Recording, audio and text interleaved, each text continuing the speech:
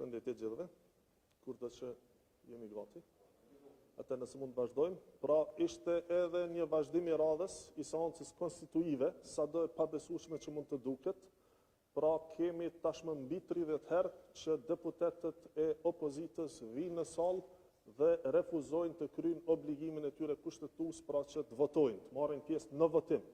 Pra, askush nuk po kërkon nga ata që të votojnë në një mënyrë të caktuar, por të votojnë.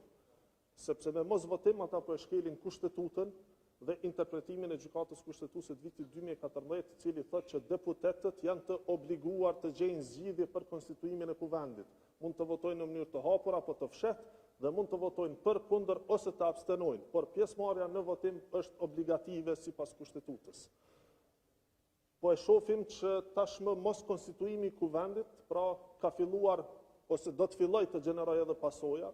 Unë sot e shpalosa vetëm njërën nga to, pra është marrëveshja me Bankën Botërore, që pret që prej vitit kaluar, pra prej muajit maj të vitit të kaluar, pret ratifikimin në kuvend.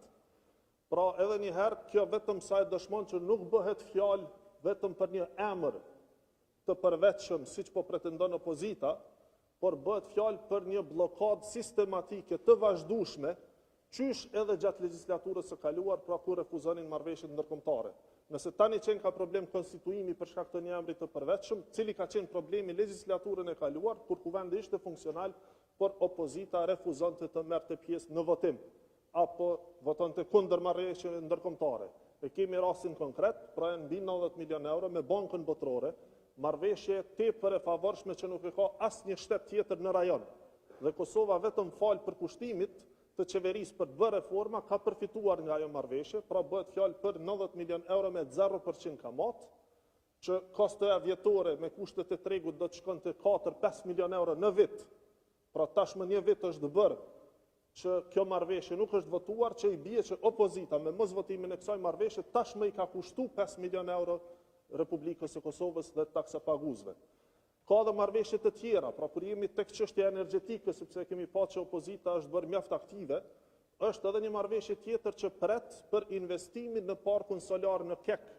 Pra përderisa një marrëveshje me Bankën Investive Evropiane ishte votuar, pjesa tjetër e marrëveshjes së financimit për projektin 100 megawattësh të parkut solar në Kek ka mbetur pezull i mos votimit nga opozita gjatë legjislaturës së kaluar. Pra nuk po bëhet fjalë për këtë situatë tani, por kjo vetëm për të dëshmuar çastjen bllokuese sistematike të opozitës për gjatë këtyre 4 viteve të qeverisës, pra që kishin mandatin qeverisës, por edhe tash vazhdon në njëjta çastje. Do të thonë në vazhdimsi kemi probleme të cilat shkaktohen për shkak të bllokimeve që bën opozita.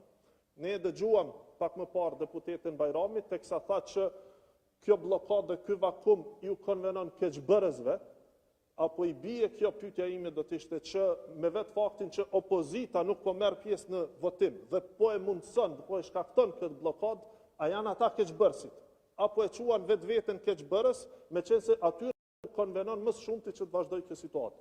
Pra kemi një situatë absurde, në vazhdimsi, pra ata që bllokojnë tentojnë të fajsojnë tjerët për bllokada, ndërkaq situata siç edhe po e shihni vazhdon e tillë.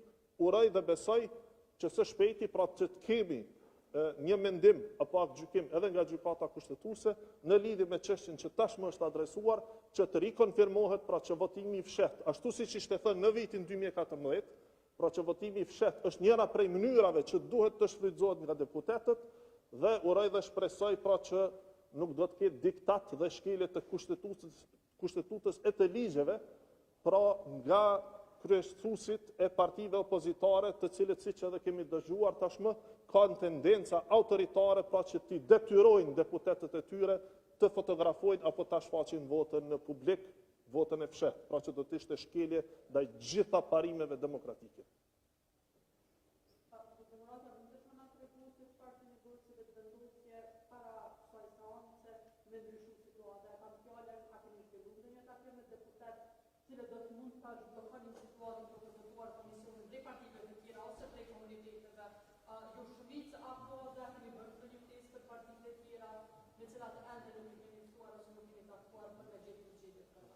Si që edhe dini, ne tashmë disa herë kemi tentuar që në forma të ndryshme të krijojmë kushte apo të hapim dyer të bashkëpunimit në mënyrë që të ketë konstituim të kuvendit. Duke filluar nga ftesat e mëparshme, pra ku kemi ftuar gjitha partitë ose spaku dy subjekte tjera të mëdha, meqense këto janë përfaqësues në kryesinë e kuvendit, pra kanë postet e nënkryetarëve, kushtetuta e parashet të tillë, pra duhet që 3 partitë më të mëdha parlamentare duhet të bëhen bashkë dhe të mundsojnë konstituimin e kuvendit. Pra kemi bërë ftesë ndaj tyre, kemi ofruar edhe bashkëpunim.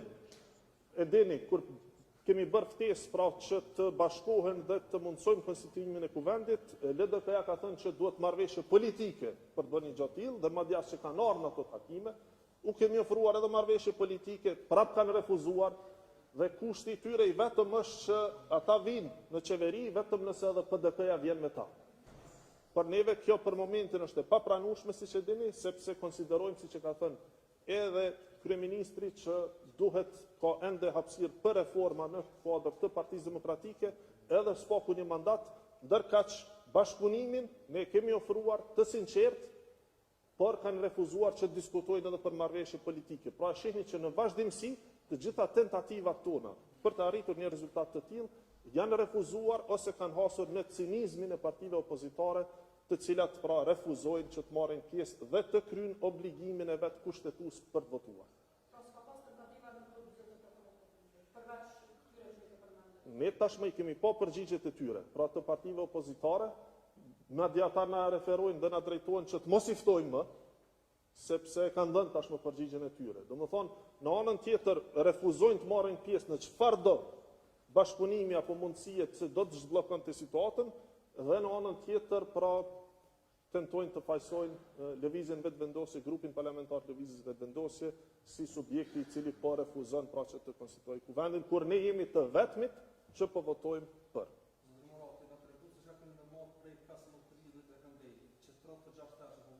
Kemi dëgjojmë akuza kundër akuza mes të gjitha partive politike, tash kohët fundit janë të shfrytzuar dhe situatat e pakëndshme që janë të ndodhur qoftë me energjinë elektrike, qoftë me gjëra të tjera, prapë duke u shfrytzuar për akuza kundër akuza mes të gjitha partive.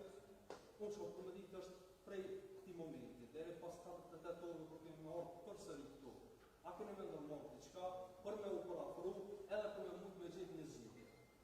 Tash akuza dhe kundër akuza mund të ketë, pra po besoj kjo është çështje edhe e partive politike, megjithatë ju si media do duhej që të mos kufizoheni vetëm në paraqitjen e akuzave dhe kundër akuzave. Pra nuk mund të thuhet që nëse dikush thotë po rrezon dielli sot, e dikush tjetër thotë po bie shi, pra që të dyja të paraqiten si të vërteta. Njëra mund të jetë e vërtetë, por jo të dyja. Domethënë, kjo është esenca, pra që e vërteta duhet mbizotëroj. Sepse mund të ketë edhe akuza, siç e kemi dëgjuar, por që janë të pa baza dhe të pa vërteta. Ne çdo herë pra kemi treguar gatishmëri duke propozuar edhe votimin e fshehtë. Pra nëse po refuzojnë që të ketë dakordim politik të 3 subjekteve më të mëdha për të konstituuar kuvendin, nëse po refuzojnë që të ketë marrëveshje politike edhe për bashkëqeverisje, atëherë s'paku ta kemi votimin e fshehtë si mundësi ku deputetët opozitar, partive opozitare, pra të jenë të lirë ta shprehin vullnetin e tyre. Pse qenë ka kaq problematike pra që të shprehet vullneti i lirë e deputetëve? Pse kanë frikë pra liderët e partive opozitare nga deputetët e tyre? Pse ka kaq shumë mosbesim ndaj deputetëve të tyre saqë detyrohen të thonë se duhet ta fotografoni votën apo ta shfaqni para kamerave për të na dëshmuar se ju keni votuar siç u ka thënë partia?